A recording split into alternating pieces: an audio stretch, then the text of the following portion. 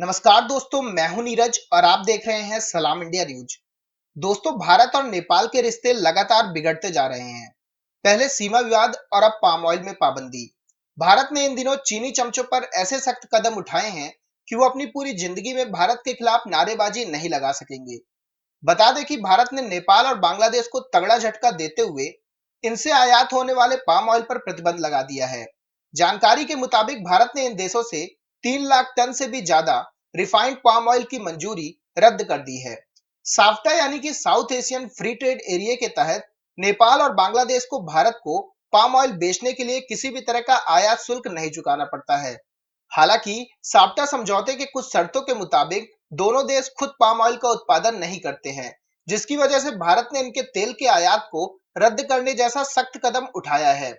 जानकारी के लिए हम आपको बता दें कि पाम ऑयल का ज्यादातर उत्पादन इंडोनेशिया और मलेशिया करते हैं। आर्टिकल 370 और नागरिकता कानून को लेकर भारत के खिलाफ बोलने वाले मलेशिया को इंडियन गवर्नमेंट ने नाको चने चबा दिए थे।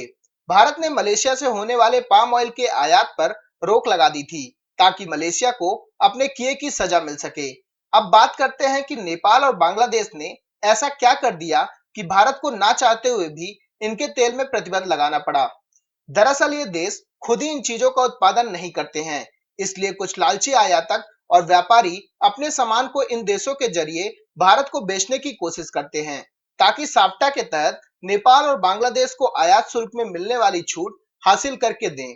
अगर आसान भाषा में समझे तो साफ्टा समझौते में शामिल जितने भी देश हैं वह दूसरी जगहों से आए सामान पर बहुत ही कम आयात शुल्क या बिना किसी आयात शुल्क के सामान खरीदते हैं।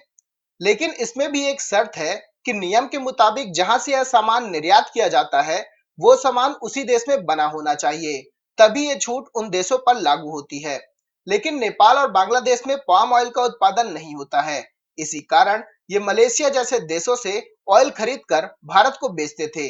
इतने सालों से नेपाल और बांग्लादेश साफ्टा समझौते का उल्लंघन करते हुए पाम ऑयल का अवैध तरीके से निर्यात कर रहे थे, जिन पर भारत की केंद्र सरकार ने सख्त कदम उठाते हुए इन देशों से पाम ऑयल आयात करने के लिए 40 लाइसेंस रद्द कर दिए हैं, जिसके चलते 3 लाख टन में से 2.9 लाख टन नेपाल से और 6,000 टन बांग्लादेश से आयात किया जाना था, जिन पर अब पूरी तरह से प्रतिबंध लग चुका है। बता दें कि पाम ऑयल 2017 से नेपाल का टॉप एक्सपोर्ट आइटम बन गया था। इससे आप समझ सकते हैं कि भारत द्वारा नेपाल के पाम ऑयल के आयात पर रोक लगाना नेपाल की अर्थव्यवस्था में क्या प्रभाव डाल सकता है। इसके अलावा एक वजह यह भी है जिसके कारण भारत ने नेपाल से होने वाले पाम ऑयल के आयात पर रोक लगा दी है। आपको बता दें कि हाल ही के दिनों में भारत ने लिपुलेख पास का निर्माण किया है, जिसके बाद नेपाल ने इसका काफी विरोध किया। नेपाल ने वहां पर अपने सैनिक भी भेज दिए थे। नेपाल की इस आपत्ति के पीछे चीनी साजिश बताई जा रही है। दरअसल पिछले कुछ दिनों में नेपाल और चीन काफी करीब आए हैं।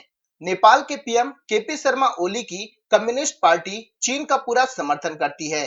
चीन के इशारों के कारण ही नेपाल उसका विरोध कर रहा है और नेपाल भी चीन की बातों में इतना आ गया कि उसने वहां पर सेना तैनात कर दी। हालांकि नेपाल की पूरी सेना के लिए भारत के किसी राज्य की पुलिस ही काफी है। इंडियन आर्मी तो बहुत दूर की बात है। नेपाल लगातार चीन के दलदल में धंसता जा रहा है। हालांकि अभी तक भारत ने उसका हाथ पकड़ा हुआ था, लेकिन अब टाइम आ गया है कि भारत नेपाल जैसे देशों पर ध्यान ही ना दे। पता नहीं भारत को ही ऐसे पड़ोसी देश क्यों मिलते हैं जो अपना दिमाग ही नहीं लगाते हैं और किसी दूसरे के कहने पर अपने रिश्तों को खराब कर रहे हैं। इसके अलावा कोरोना से लड़ने के लिए मोदी सरकार ने आत्मनिर्भर सिद्धांत के बारे में बताया था, जिसके कारण भारत खुद पाम ऑयल रिफाइन करने के बारे में सोच रहा है ताकि आत्मनिर्भरता बढ़े और ज्यादा से ज्यादा रोजगार के अवसर उपलब्ध हों। तो दोस्तों, अभी के इस वीडियो में बस इतना ही। तमाम अपडेट्स के लिए आप बने रहिए सलाम इंडिया न्यूज के साथ।